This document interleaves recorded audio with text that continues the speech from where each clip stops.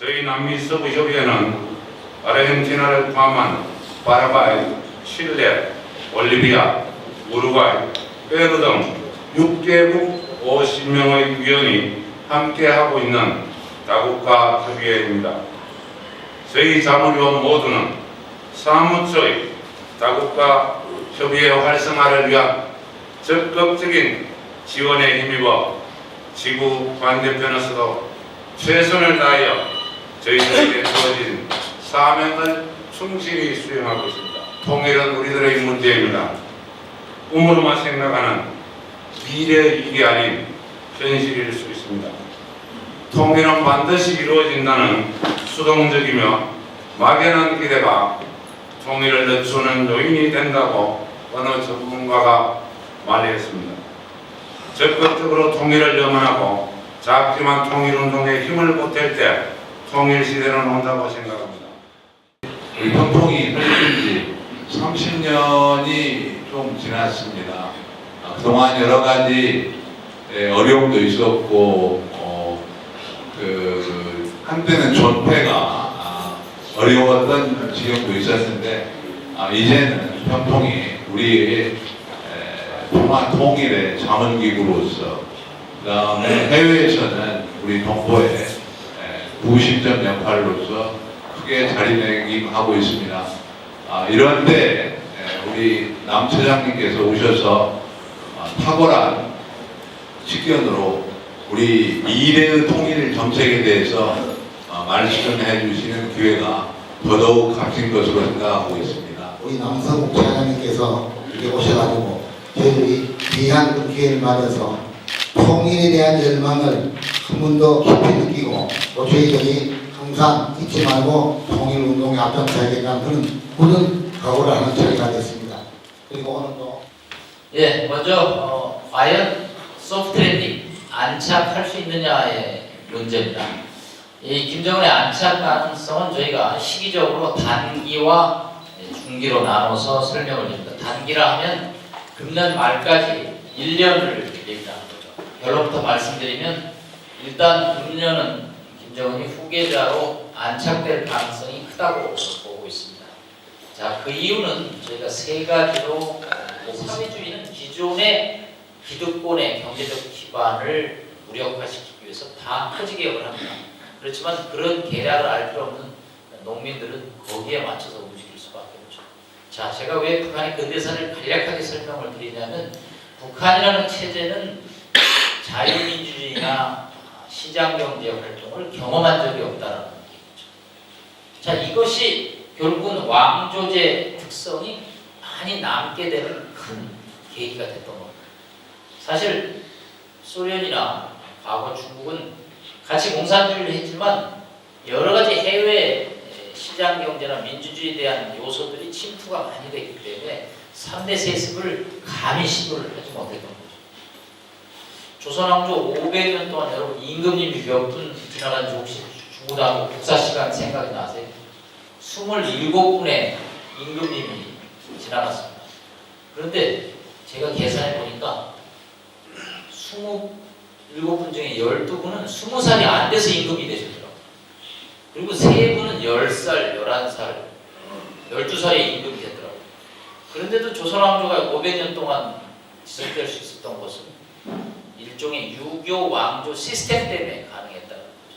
그래서 결국은 3대 세습이 금년도에 이루어지고 있는 것이 가능해졌다. 자, 여러분처럼 열광적으로 이제 박수를 치는 게 관행인데 김정은이 이제 들어와서 앉아서 그만 치요, 그만 쳐.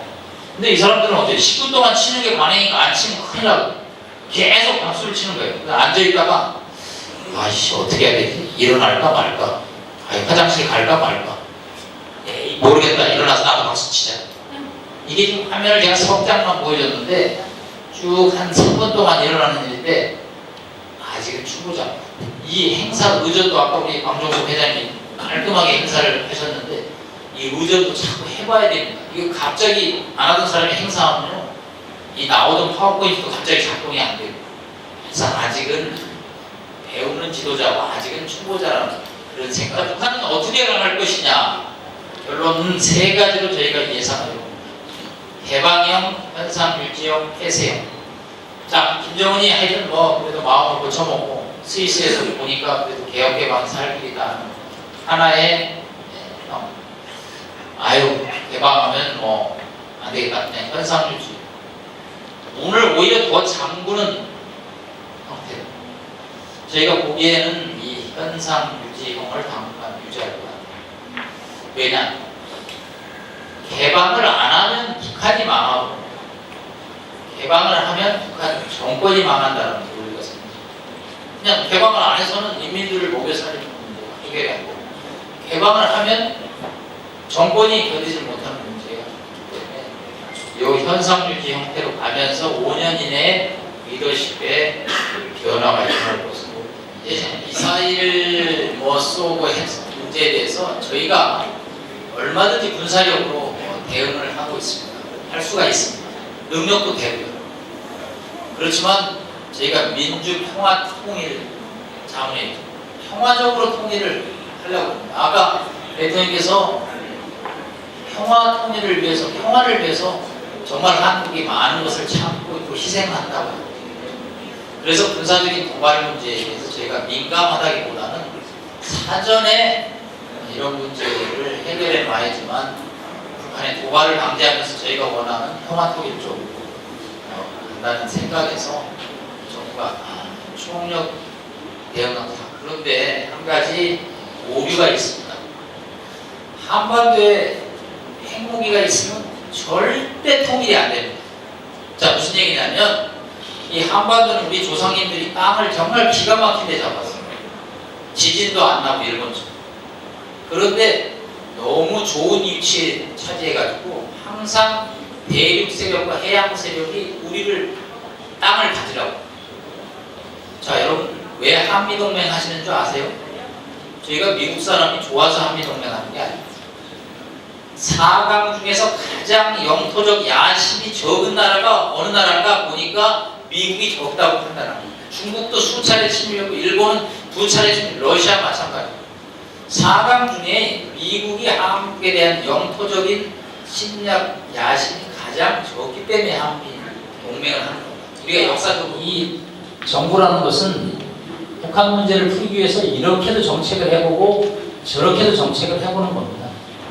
그렇기 때문에 이 통일교육이라는 것은요, 북한과 우리가 한민족이고 통일로 가는 것을 잊어버려서는 안 된다는 것을 포인트로 하는 것이지, 반드시 주는 것이 통일교육이라고 가르치는 것은 그거는 한계가 있는 통일. 다만 제가 아까 개마원에다 스키장 만드는 얘기를 했는데 그랬더니 언제 갈 겁니까? 그러는 분들이 많은데 저는 통일은 두 가지로 나눠진다고 생각합니다. 제가 해주에 머드팩 화장품 만들러 가는 거, 그거는 비자 받아서 가는 형태. 그걸 사실상의 통일이라는 단어를 씁니다. 사실상. 영어로 디팩토. 가고 싶을 때 비자 받아서 가는 통일. 이거는 우리 선생님 평양 가는 그 연세 살아생전에 저는 가능하다고 보고, 다만 한국이 단일 국가로서 남북한이 하나의 법적 제도적인 통일을 시루는 것은 조금 시간이 걸릴 거라고 봅니다. 왜냐하면 그거는 한반도의 국제정치적 역학이 딱 맞아떨어지는 순간이 와야 되기 때문에. 마찬가지입니다. 돈이 많이 들지만 그래도 통일을 통해서 우리가 하나의 통일이 가져올 혜택이 더 크기 때문에, 단기적으로 돈이 들지만 통일이 가져다줄 혜택은 더 크거든요. 그래서 이 사실상의 통일과 법적 제도적인 통일에 시간적인 갭이 한 1, 20년 날 수가 있습니다. 그럴 때 우리 국민들이 전 세계에다가 우리는 통일을, 법적 제도적인 통일까지 해야 된다고 전 세계에 알리면 국제사회에서 우리의 의지를 받아들입니다.